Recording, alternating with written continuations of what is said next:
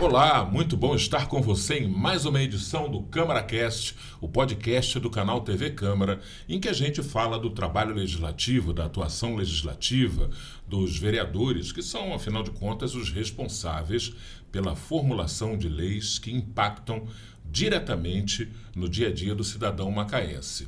Vereadores e ex-vereadores que também têm muita história para contar.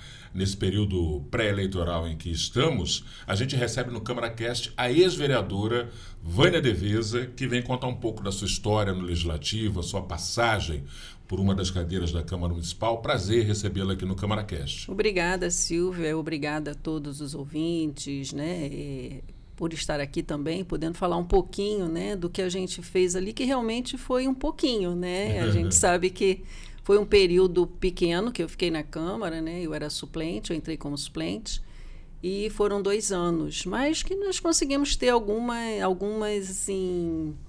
ações, algumas leis que se desenrolaram nos outros governos e que hoje nós chegamos a ter um trabalho para a mulher no município, O carro forte, eu acho que da minha vereança foi voltado para as mulheres de Macaé.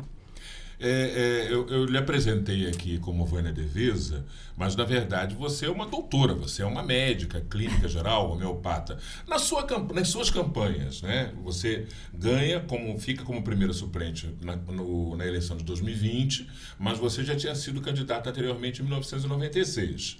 Nas suas campanhas, você usou doutora Vânia, por exemplo? Sim, doutora Vânia. Como era conhecida na realidade, Quando eu comecei a trabalhar como médica lá na comunidade das Malvinas, lá em 1991, a coisa foi desenvolvendo, foi fazendo um trabalho ali, e eu fiquei ali até mesmo trabalhando. Quando eu entrei para a Câmara, como vereadora, eu continuei trabalhando, eu não parei como médica, eu continuei, dei jeito e continuei ali por todo o tempo, até que depois veio o PSF e tal, veio outro modelo de saúde, e aí sim eu saí dali, mas até então eu continuei mesmo como vereadora e como doutora. Porque a unidade que tinha lá na Malvina virou um programa de saúde da família. Sim, virou. Na época era programa de saúde da família. Hoje é ESF, Mas era programa de saúde da família quando começou, PSF, lá atrás, lá em 2004, 2003, por aí.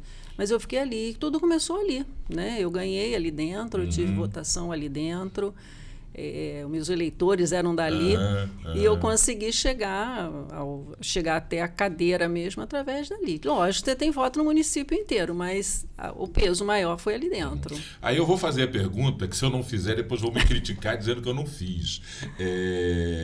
Consultório médico, seja particular ou na rede pública, é um bom local para fazer política? Funciona politicamente quando um profissional de saúde tem a inclinação política? Veja bem, eu acho que tudo funciona, eu acho que é do seu carisma. É da forma que você aborda a política. Porque hoje as pessoas estão um pouco receosas com política, com medo. A gente sabe disso, A gente sabe disso, que as pessoas estão, às vezes, não têm nem vontade de votar. E naquele tempo era um pouco diferente. Sempre teve essa situação, mas era um pouco diferente. E fazer política nas pessoas assim que eles acreditam, eu acho que é mais fácil, entendeu? Então, assim, eu tinha um trabalho já construído, eu não construí naquele momento. Eu vinha fazendo desde 91, então foi 5 anos. Talvez eles acreditaram. Atendendo ali naquele exatamente. local. E era diferente, eu atendia todo dia. Então, todo dia eu estava ali naquela comunidade. Entende? Então, você era meio que uma médica da família, mesmo antes do programa existir. Sim, era mais ou menos assim. Só que não era isso. A gente atendia todos. Tinha eu, um pediatra, e só. E mais nada. Então, a gente ia ali todo dia. A Malvina não tinha nem calçamento na época que a gente trabalhava ali. Era chão. E nós íamos para lá todos os dias. Só que a gente não ficava assim o dia inteiro, era meio período, e dava para a gente contornar todo o trabalho ali dentro. O legal é que você acabava conhecendo as pessoas pelo nome, já tendo mentalmente, além dos prontuários, óbvio, mas tendo também na cabeça um pouco do relatório, da história pregressa, daquela anamnese ali, você já conhecia um pouco de memória também, Sim, eu conheci na época que você faz campanha, foi uma coisa muito engraçada, foi na de 2000. Você tem que se afastar do posto, Isso. Você não tem que sair, você pede licença e se afasta. E os moradores não deixaram eu me afastar. Olha aí. Eles arrumaram uma casa ali dentro, em que eu fiquei atendendo. Entendeu? Caramba. Eu tinha que atender ali dentro. Foi muito engraçado. Eu tive que continuar. Não pode sair, não pode sair. E, ao mesmo tempo, você também não poderia sair dali. Então, eu tive que mais ou menos um consultório meio que particular ali dentro, né? Era um consultório que eles me arrumaram, uma casa de uma senhorinha. Os moradores. Os moradores. Eu não pagava legal, nada, não. Não era bacana. nada pago, não. Eram moradores. Não, só não pode sair daqui. Fica aqui. Aí eu ficava, lógico, tinha um médico no posto, enfim, eles tinham um recurso ali dentro. Sim. E eu ficava num consultório ali meio particular, trabalhando com eles, entendeu? E continuei e tudo, e dali fluiu a campanha até onde chegou. Foi a de 2000, Isso, né? a de Que eu não me 2000. afastei, sim. Que foi aquela em que você se tornou primeira suplente. O vereador eleito foi Jorge Jardim. Foi. Né?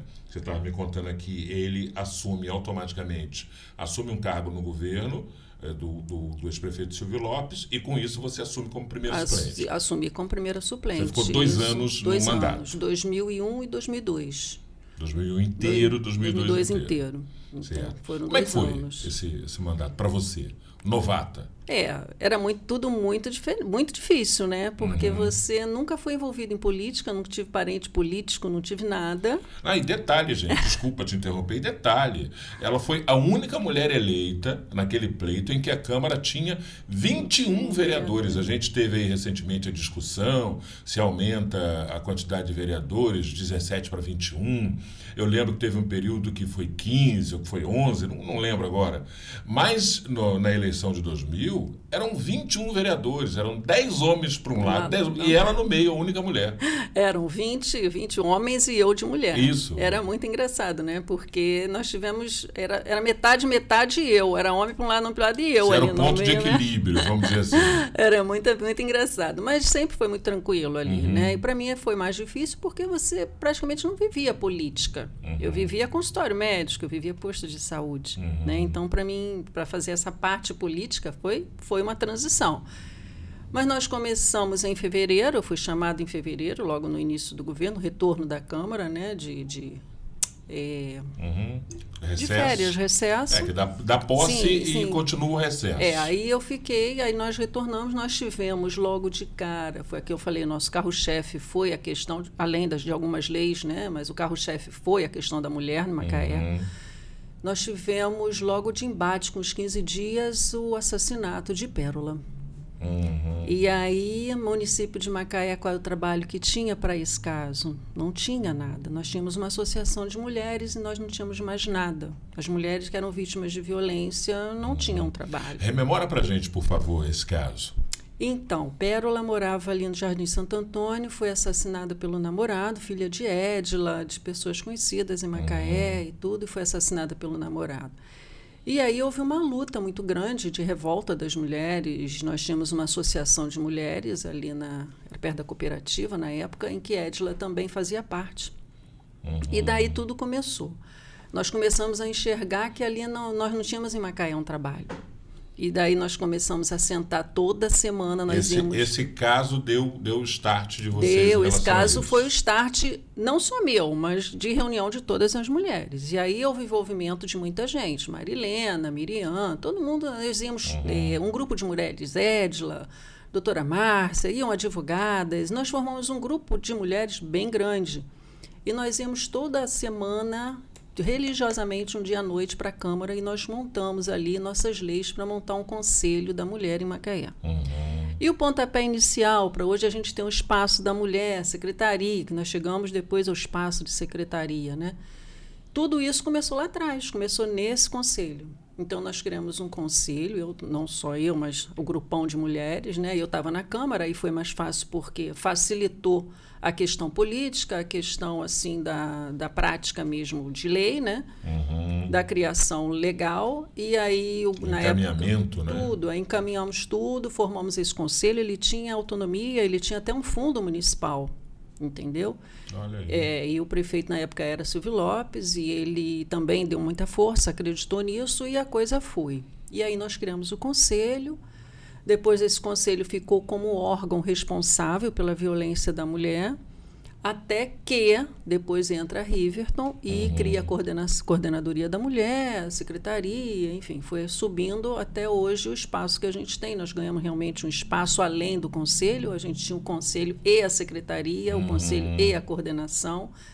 E aí hoje nós temos em Macaé um lugar para as mulheres que são vítimas de violência, para as mulheres terem autonomia. E nós criamos depois uma série de... E essa conquista teve muito da tua participação no governo Riverton. Sim, né? sim, Porque esse espaço que tem aqui próximo à delegacia, que é uma casa de acolhimento, eu não sei se aquele espaço funcionou antes num outro local, geograficamente, acredito que sim. Mas aquilo ali foi também uma iniciativa tua, né?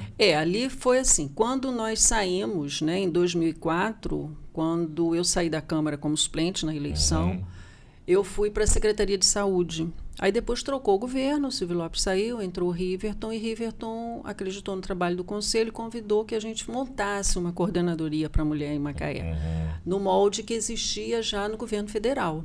Né? Já existia no governo federal e que a gente montasse no governo aqui em Macaé. E nós começamos, implantamos do zero. Não tinha nada, não tinha lei, não tinha nada. Nós começamos a estudar baseado no conselho, começamos a criar a mesma coisa que nós criamos o conselho, criamos a coordenadoria. Ver as experiências de outros locais que já tinham estruturas assim. Baseada no governo federal, né? Nós começamos a estudar as leis do governo federal, formamos um grupo e começamos dali a montar. O foco ainda era a violência, depois que nós andamos com a violência, porque era ali perto da delegacia antiga, ali perto do cemitério, né? Na Indetiba. Isso. Ali é a Rua da Igualdade, na Rua da Igualdade. Nós começamos a trabalhar ali e ali nós montamos o serviço, aí fomos para o Rio, conseguimos um atendimento à mulher ali dentro, mesmo a parte da polícia ali dentro. Aí nós fomos criando vínculos, né, de trabalho com delegacia e a mulher atendida totalmente ali dentro. E daí a violência começou a fluir, atendimentos começou a fluir, e nós partimos para outros lados, que foi autonomia, saúde, né, geração de renda para essas mulheres. Logo na sequência, a gente tem o advento da Lei Maria da Penha, né? Logo depois um pouquinho. Logo depois veio a Maria da Penha, a lei, e aí foi fortalecendo, né, o trabalho que vinha sendo construído. Certo. Até a gente sair em 2009, né? 2008, 2009, eu não me recordo datas direitinho. Isso. Mas até a gente sair, e aí mas deu a sequência. E nós viemos para cá, ficamos com 2 polos, lá e cá. Lá seria geração de rendas e aqui trabalho para a mulher, né? Porque aqui, aí a delegacia mudou, e né? Aí nós viemos para cá também. Viemos junto com eles, acoplamos. Do ladinho ali, né? Acoplamos o negócio que com hoje eles, é chamada de Casa Lilás. Acoplamos a situação toda da mulher junto com a delegacia, porque o que acontecia lá? Por que nós pensamos nessa situação? Porque lá, quando a mulher era vítima de violência e tinha que vir até aqui fazer o RO, o registro, ela não vinha. Muitas das vezes elas ficavam pelo caminho. Então, ou a gente trazia com carro, né? Ou elas ficavam pelo caminho com medo.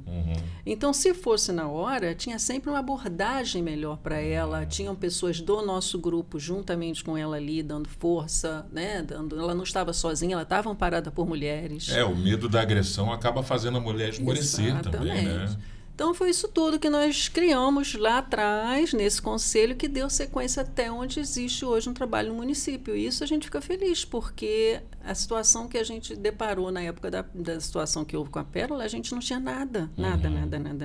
Então, era ainda aquele tempo arcaico em que, se você fosse na delegacia, ainda tinha que ouvir, não sei o quê, aquelas gracinhas, né, que todo mundo escuta. Será que você não fez nada? Era mais ou menos dessa forma, né? É uma loucura, né? Graças a Deus ele foi preso, depois a gente acompanha o julgamento, acompanhamos tudo, ele foi preso e pagou lá o que tinha que pagar, entendeu? Você ganha essa eleição como primeiro suplente, mas é uma vitória em 2000. Mas você concorreu antes, em 1996, né? Teve uma votação para a época também muito expressiva.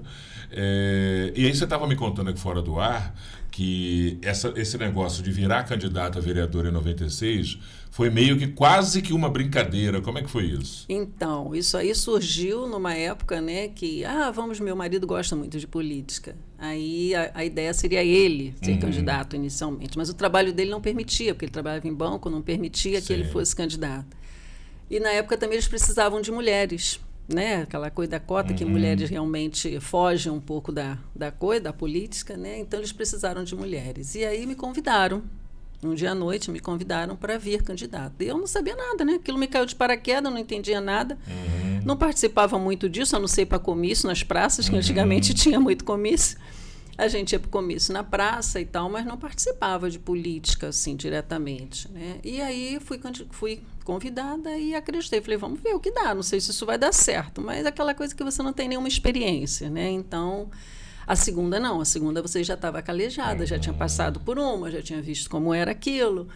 E aí eu falei assim, vamos acreditar nisso, e foi. Meus filhos eram pequenos, na época você tinha que dividir entre trabalho, ser mãe, casa e mais fazer campanha política. 96, você fez 400 e poucos votos, 400 e poucos votos. Foi uma bela votação, eu penso. Sim, foi. Para um não político, para um nome desconhecido. Exatamente, que caiu de paraquedas de repente, não deu, você não sabe nem como é que vai sair para a rua para fazer uma política, né? Você não sabe nem como é que é, né, a coisa. E antigamente era muito diferente de hoje, né? E a gente sabe também, não é novidade para ninguém, a gente está falando aí de 20 anos atrás, mais de 20 anos até, mais de 20 anos.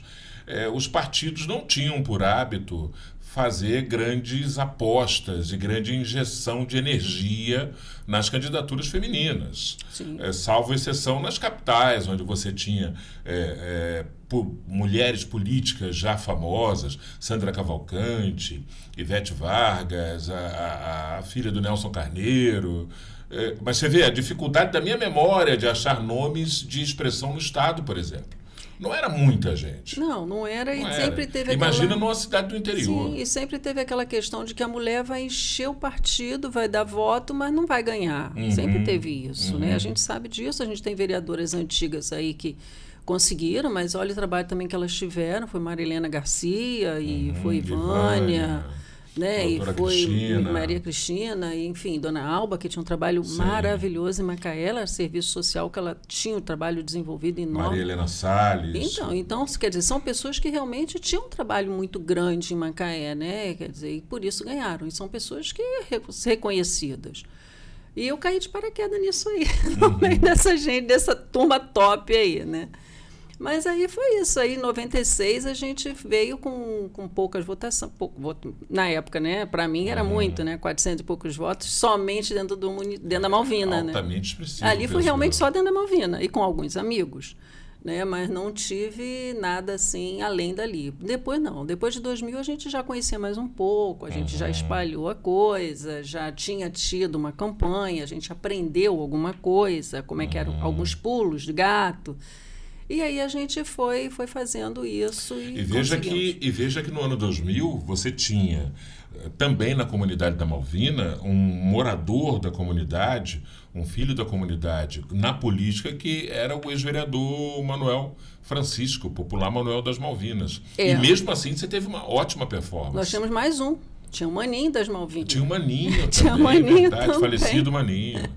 Nós tínhamos nós três ali dentro, né? Verdade. E fora os outros que entraram. Maninho, tínhamos nós três ali dentro, era eu e eles dois, né? Então, na verdade, assim, não foi fácil também. Por isso você sabia que ali dentro sozinha, você não ia conseguir. Tanto que na primeira, Manelzinho que ganhou, né? Eu tive os 400 e pouco, eu consegui, né, entre aspas, na segunda você já foi disputar com ele, né? Na segunda você já foi buscar voto fora também. Porque eu sabia que ali dentro também tinha duas pessoas de peso, né, que já eram conhecidas ali dentro. Apesar de eu ter um trabalho, eles também tinham, né? Então não era só eu. Então a gente tinha que realmente correr atrás de outros lugares. E aí nós conseguimos também apoio de outras pessoas. E aí você já começa a ligar algumas pessoas que são importantes para você, vamos dizer assim, os cabos eleitorais. Você já começa a ter aquelas pessoas. Na primeira não tinha nada disso. Na primeira eu fazia camiseta dentro da minha casa. A gente não sabia nem fazer camiseta. A gente pintava as camisetas em casa. No final das contas não tem jeito. O trabalho tem que ser estruturado para dar certo. Sim, né? Tem que ser estruturado. Eu acho que entrar de cabeça assim, você pode entrar numa primeira, até para você ser conhecida, né? Mas você tem que ter uma estrutura. Eu acho que isso é importante, até para você se sentir segura dentro de uma campanha. Não dá para ir só no sonho, né? Não é brincadeira, né? Não é brincadeira. E é muita disputa, muita gente boa. A gente sabe que tem gente boa, né? E vem disputando. E hoje a gente tem um grupão aí de gente boa para ganhar, que é importante ter na Câmara pessoas boas, a gente sabe disso. E aí eu te pergunto, eu tenho um dado aqui do TRE, um dado das eleições de 2024, que são, assim, muito surpreendentes. Nós temos aqui um total de 182.512 eleitores aptos a votar nas eleições de 2024 em Macaé. Claro que tem gente que foi embora da cidade, gente que não foi embora, mas não transferiu seu título lá para a sua cidade onde vive atualmente. A gente tem uma taxa de abstenção média histórica na cidade também. E nós temos 2 zonas eleitorais, a 109 e a 254. Em ambas, tem mais mulheres aptas a votar do que homens. Na 109, zona eleitoral, temos 49.340 mulheres contra 46 mil homens. E na zona 254, nós temos 45.750 mulheres contra 41.220 homens. Ou seja, nós temos mais eleitoras do que eleitores homens no município. E aí, por que não ganha mulher? Quando ganha, só ganha uma. E às vezes passam 2 pleitos sem nenhuma mulher ser eleita.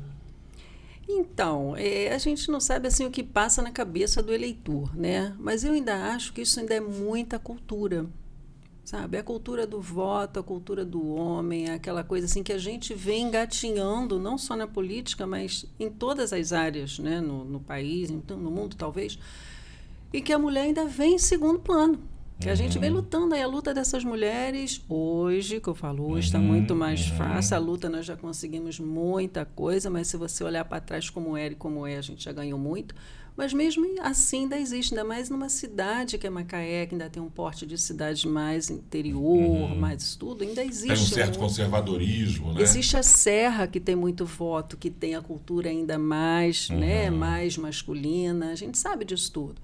Então, eu acho que isso dificulta a gente ter mais mulheres dentro da Câmara. Eu acho que isso... Hoje a gente ainda tem as cotas, ainda tem estudo que é obrigatório, então a gente tem mulheres, a gente tem estudo. E a questão da divisão, eu acho que a mulher se divide muito. A mulher vai fazer a política, mas a mulher tem a casa, a mulher tem um trabalho, a mulher tem um filho. O homem pega, sai e vai para a reunião. As mulheres hoje é que elas estão fazendo isso. Então, lá atrás, muitas das vezes você fala...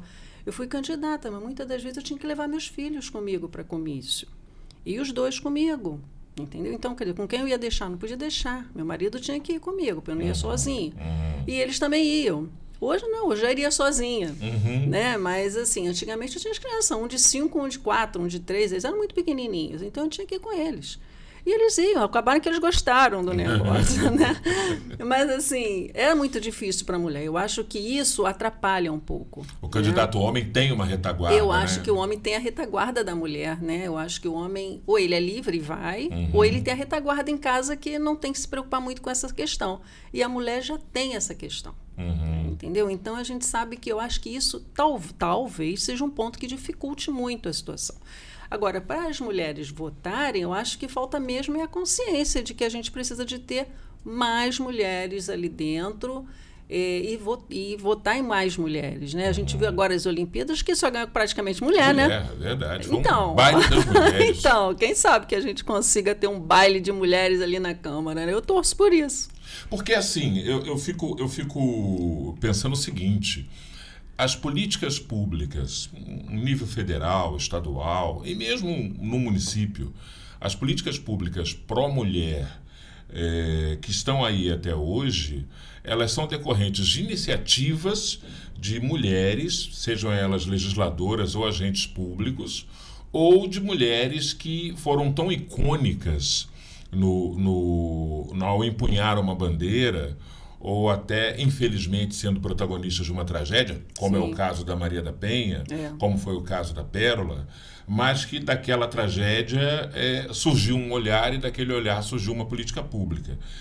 Que é um pouco difícil a gente entender por que a eleitora, por que a mulher com o título de eleitor na mão não tem esse olhar empático para as eleitoras, para as candidatas mulheres, uma vez que a probabilidade de uma vereadora, de uma deputada, seja ela estadual ou federal, ter um olhar pró-mulher, pró-política pública em favor da mulher, é muito maior do que um político homem, naturalmente. Claro que homens também têm uma sensibilidade e podem legislar em favor da mulher. Óbvio, não estou excluindo. Mas é mais fácil uma mulher. Sim, com certeza. É o que eu estou falando para você. Praticamente ali dentro a gente criava leis mais voltadas para mulheres, entendeu? Na época, também um projeto de lei que a gente fez foi a criação do banco de leite, entendeu? Que era uma coisa mais para mulher também. Então, a coisa Essa foi lei muito é sua? voltada.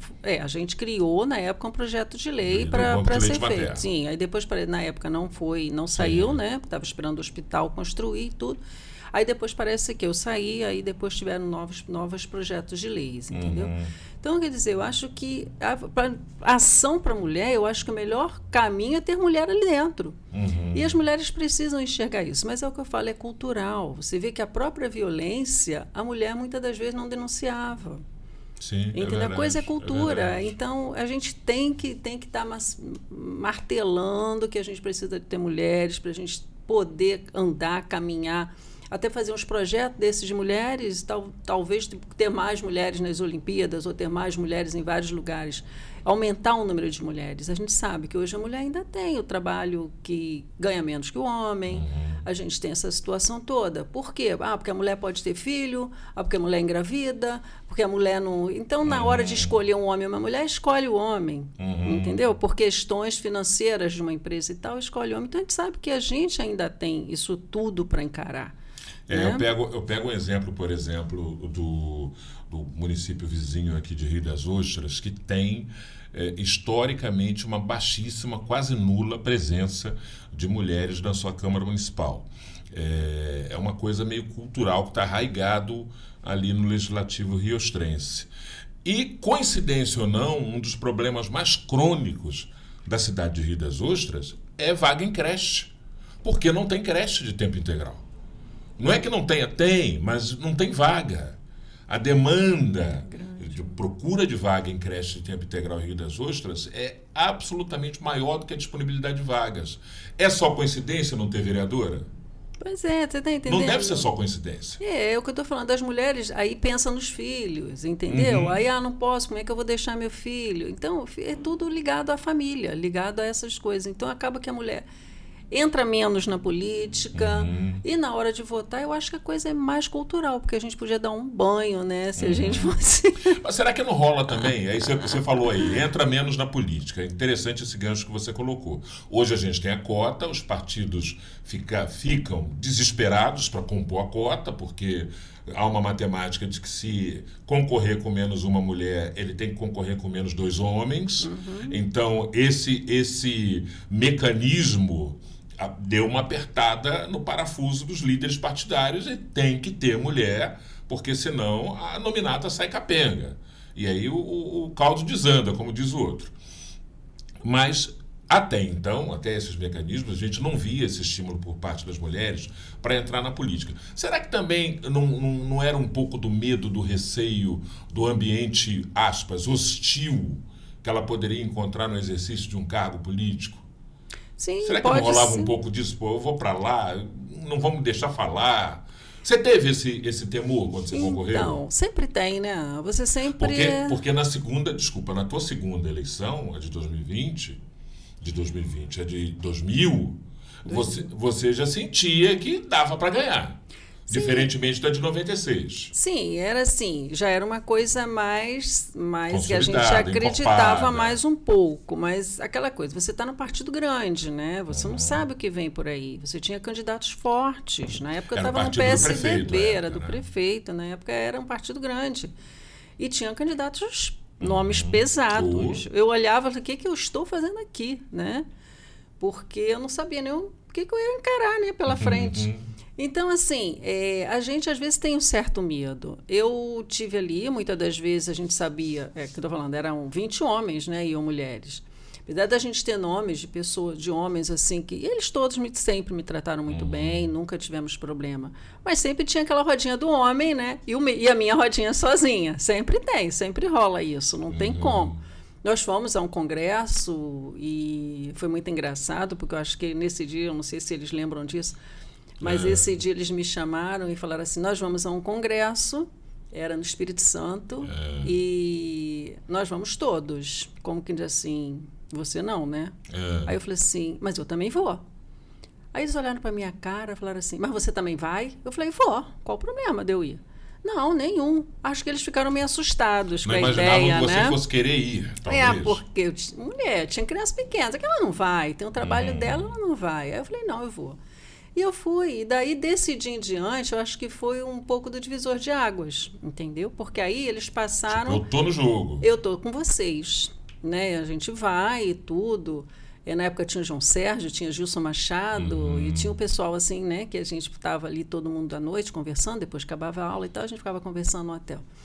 E foi muito bom, entendeu? E ali eles começaram, talvez, a me ver que eu estava ali junto com eles. Nessa legislatura, você citou aqui Gilson Machado, João Sérgio, tinha também Antônio Franco. Antônio não é Franco, Mirinho, Luciano, Mirinho, Zé Carlos Crespo, Paulo Paz...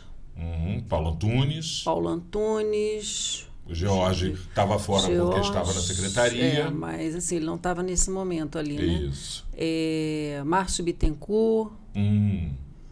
Tínhamos nomes pesados na época, entendeu? Então, eram pessoas assim que a gente tinha, né? Acreditava também no trabalho, tinha trabalho bom, tinha... Luciano Diniz também estava... É que estou lembrando assim dos nomes das pessoas. Aliás, Márcio Bittencourt não, Márcio Barcelos. Márcio Barcelos. Bittencourt é agora, né? Márcio Barcelos. Então, tinha os nomes bem... Era aquele menino do Córrego do Ouro. Esqueci o nome dele. Foi candidato com a gente. Tinha aquele Isaqueu, sim. Era acho que o Ronaldinho Gomes, né? Ronaldinho de Córrego do Ouro. Então, era a turma que estava lá comigo. Então, também eram pessoas boas que respeitavam e que eu não sentia assim... No início, você fica realmente, né? Uma sensação assim de que estou entrando num meio que se tivesse mais 3, 4 mulheres, eu acho que a gente sentiria mais segura, né? Por isso que eu digo que tem que ter mais mulheres, até uma para apoiar a outra nessa situação, entendeu? Porque realmente ser sozinha, como a menina agora está sozinha, a Renata também ficou sozinha. Isso. Quer dizer, então elas também devem ter passado talvez a mesma coisa que eu passei. Mas eu tive companheiros ali que eu não posso me queixar, foram pessoas boas e que me ajudaram ali dentro, muitas das vezes me ensinaram também muita coisa que eu não sabia. Tinha um pessoal já mais antigo que me ensinou muita coisa. Enfim, foi um período que não foi fácil, né? Mas que deu para levar com eles me apoiaram muito, não tive assim hostilidade de dizer não, né? Não posso, não quero mais voltar por causa deles, não foi, realmente não foi essa. Mas você fez a opção de não ser candidata de novo em 2004. Sim, porque eu acho assim, é uma das coisas que eu acho mais difícil. Eu gosto mais do executivo, entendeu? Eu acho que ali é importante a gente estar ali dentro para criar as leis, para criar tudo, mas eu acho que executar faz mais parte do meu jeito de ser, entendeu? Depois que eu fui para a secretaria, nós fizemos secretaria, andamos aquilo tudo, tive na Secretaria de Saúde, eu acho que a parte da execução eu me encaixo melhor.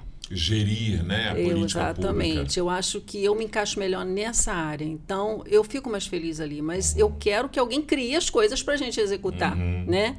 E nada melhor do que ter mulher para executar junto com as mulheres, né? E aí, depois, eu passei para a parte de execução, né? Da parte do executivo. E aí eles deram sequência, eu acho que depois da minha, não sei se teve alguma mulher... teve Maria Helena Salles, eu acho que ela entrou depois de mim. Na eleição de 2004. Sim, aí ela entrou depois de mim, eu acho que também ela ficou sozinha ali, eu não me lembro, não me recordo bem, mas eu acho que ela ficou só. Não reelegeu em 2008... e aí eu acho que em 2008 não tivemos nenhuma mulher eleita, se eu não estiver enganado. Teve um período que não teve ninguém. Aí depois tivemos de novo foi a Renata, né? Que depois veio. Isso. Foi a Renata Paz e depois... A Renata em 2012. Foi a Renata e depois agora a Isa, né? Que nós temos agora. Quer dizer, sempre só tem uma, né? E fica difícil, fica pesado para essa uma sozinha ali dentro, entendeu? Fica pesado. Acho que a gente poderia eleger mais mulheres nessa nova eleição aí para a gente ver se a gente eleitoras consegue. Tem, né? Está aqui o TRE demonstrando que tem. Tá aí. E outra coisa, e ter mais homens que votem em mulheres também, né? Que acreditem nas mulheres, também, né? Porque... Também, mas eu estou para dizer para você que o o eleitorado feminino sozinho resolve. Já ganhava, né? Já dava para eleger. É maioria. Né? É maioria, já dava para ganhar. É maioria. O balanço que você faz da tua passagem pela Câmara, pelo Legislativo? Balanço que você fala assim... O balanço de tudo que você pôde contribuir, das políticas públicas que você pôde propor.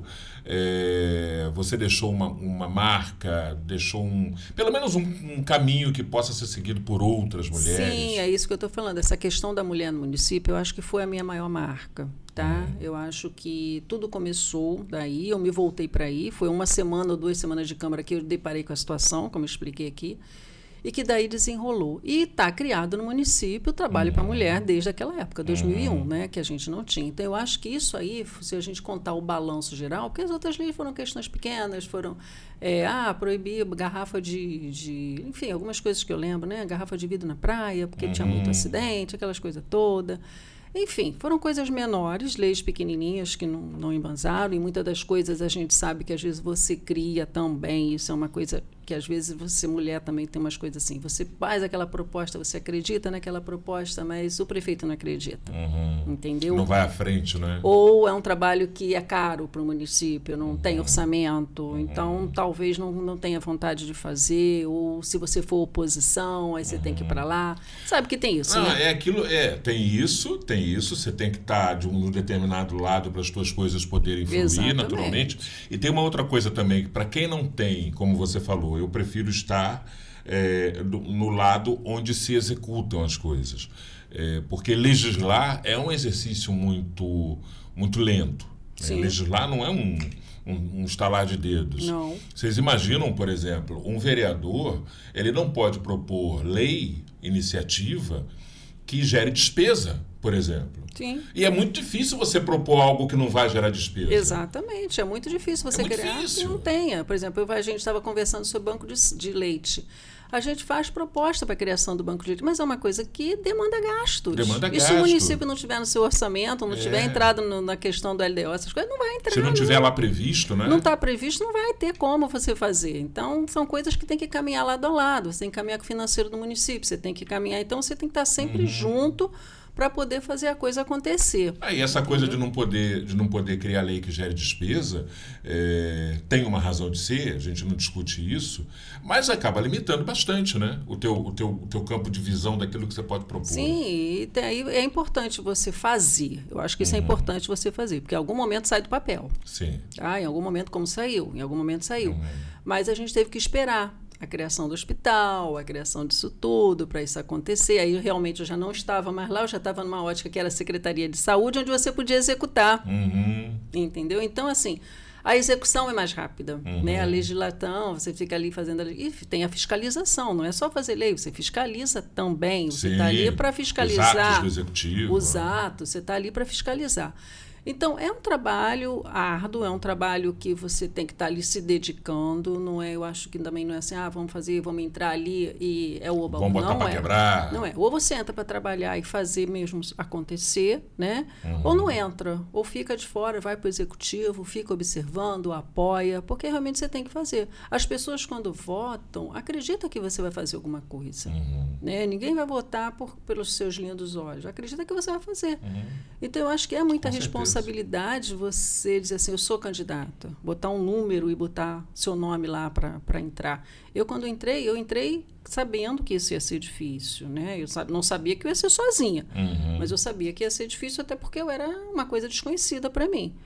Mas, enfim, eu tentei, né? A gente tenta fazer a coisa certinha, a gente tenta fazer o melhor, né? E a gente fluiu. Acho que o balanço, para mim, foi bom, né? Foi uma experiência de vida, experiência de trabalho que eu não tinha, aprendi, conheci, votação de orçamento, votação de leis, votação disso tudo, porque tudo passa ali.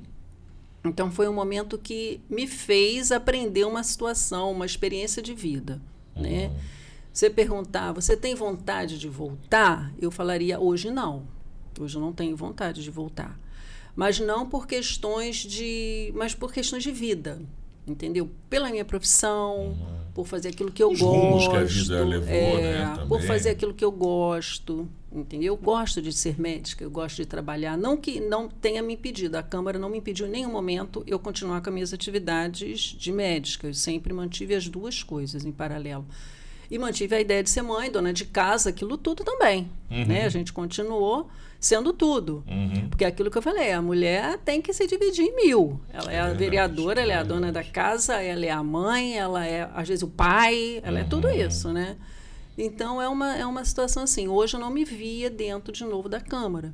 Mas eu gostaria muito que a gente tivesse mulheres, e a experiência que eu tive ali, eu gostaria de repente, estar junto para participar, para um pouquinho que eu aprendi. Eu tenho dúvida, vamos lá, isso eu aprendi, isso eu não aprendi, vamos tentar aprender de novo. Que eu acho que isso é importante. Eu acho que a gente tem que ser companheira nesses momentos. É fundamental, né? Sim, eu acho que isso é isso. Isso também rola, às vezes, um ciúmes das mulheres, entende? Eu acho que isso também... mulher também rola um pouquinho de ciúme uma da outra. Não sei, eu acho que isso é uma das coisas que tem que acabar. Isso é uma construção cultural, né? Isso tem que acabar. A gente tem que ser parceira, a gente tem que estar junto. Nada de competição. Nada de competição, né? Eu acho que... Mas rola, sempre rola. Com o homem também rola, mas sempre rola com as mulheres. Eu acho que um pouquinho mais. Isso a gente também sentiu. Hoje, no rito legislativo, existe uma ferramenta muito preciosa, muito importante para o trabalho do vereador, que é a emenda impositiva. Né? Se na sua época, lá no seu mandato, existisse a figura da emenda impositiva, o que você teria proposto? Se tivesse a emenda impositiva, posso destinar tanto para uma determinada iniciativa e ela é carimbada e ela tem que ser executada pelo prefeito, como é a emenda impositiva hoje. Sei lá, eu acho que hoje eu veria a questão muito séria da Você poderia ter criado de cara o banco de leite materno, por exemplo. Sim, poderia ter criado. Mas eu acho que hoje a gente realmente, no município até tem algum trabalho para as mulheres, mas eu acho que é muito importante a saúde da mulher. Eu acho que hoje é uma das coisas que a gente bateria a questão impositiva de ter mas eu estou voltando lá em 2000. Se lá em 2000 existisse a emenda impositiva, naquela época, para aquela Macaé de 24 anos atrás, o que você proporia? Tipo, está aqui, é para fazer e é a imposição da minha emenda. Eita ferro, hein? Agora você me pegou para pensar nisso tudo lá atrás, hein? Eu acho que eu bateria ainda na questão. Lá atrás, então, ainda mais ainda a saúde da mulher, né? Que hoje ainda tem bastante coisa, mas lá atrás ainda tinha umas coisas que a gente vinha evoluindo. Inclusive, eu estava dentro da Secretaria de Saúde depois, muito tempo, né? E que a gente sabe que se esperasse muito o governo federal, essas coisas, a gente iria capengar. Eu acho que isso era uma coisa.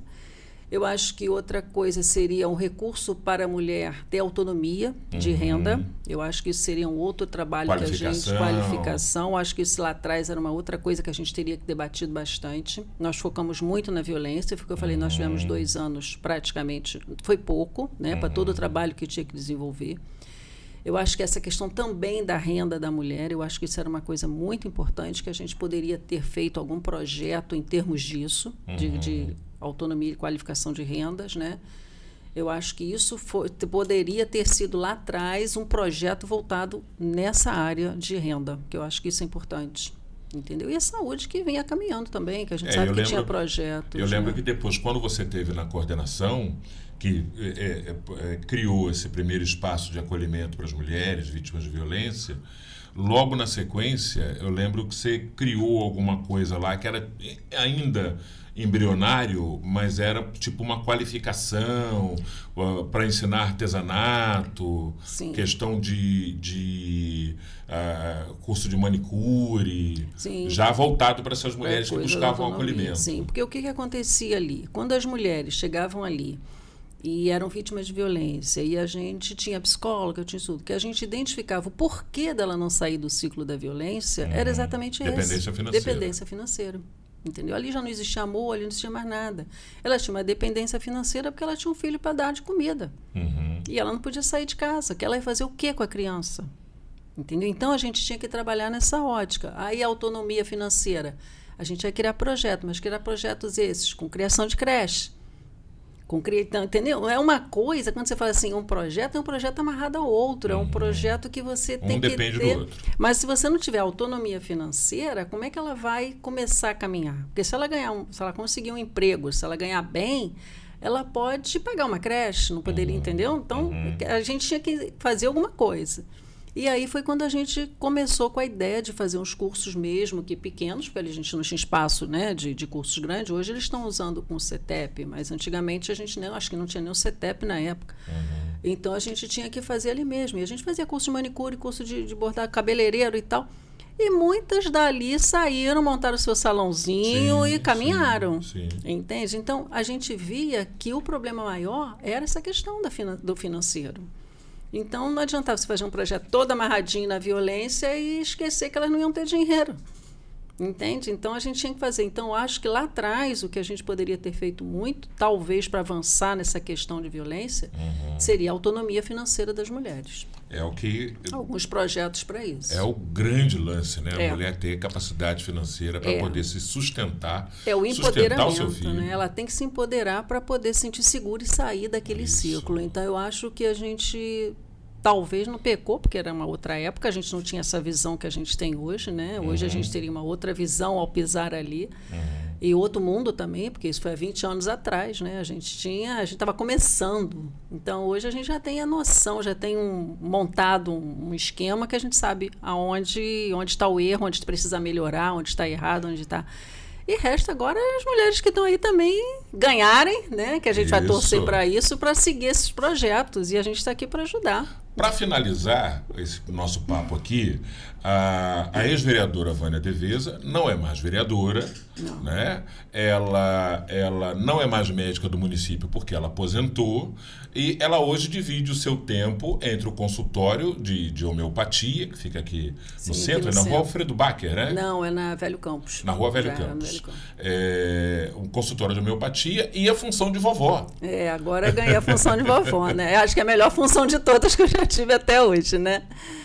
Realmente a gente ganhou uma netinha agora, já tinha um de 4 anos e pra gente, assim, é o máximo, né? Agora eu tenho que dividir. Médica, ainda bem que saiu um lado, né? Aposentei um lado. Mas médica, filha, esposa, vovó, e vamos lá, vai aumentando as funções, né? Mas é muito bom, né? É muito bom, é a melhor coisa do mundo. Maravilha. Doutora Vânia Deveza Gomes, médica homeopata, ex-vereadora, que contribuiu de forma significativa para o Legislativo de Macaé, para a formulação de políticas públicas, em especial para as mulheres, mas para a população de um modo geral. Quero te agradecer muito por ter atendido esse nosso convite. Muito obrigado, parabéns. Beijo nos netinhos e sucesso, saúde sempre pra gente. Eu que agradeço, Silvia, para poder falar, né, e talvez incentivar, né, algumas mulheres para entrarem realmente para a política. A gente precisa de gente que gosta de fazer as leis, para a gente que está aqui fora executar. E pedir às eleitoras, já que a gente tem um número aí expressivo, que tenham um olhar melhor para a gente poder conseguir ter mais mulheres dentro da nossa Câmara em Macaé. Entendeu? Vamos juntar forças, vamos dar as mãos e vamos ver se a gente consegue eleger mais mulheres para a gente poder ter um trabalho melhor para a mulher dentro do município. Sem dúvida, a sociedade só tem a ganhar, né? Sim, com certeza. Eu que agradeço. Com certeza. Muito obrigado mais uma vez. Gente, é isso. Esse é o nosso papo aqui no CâmaraCast, falar do trabalho legislativo de ontem, de hoje, projetando o futuro também.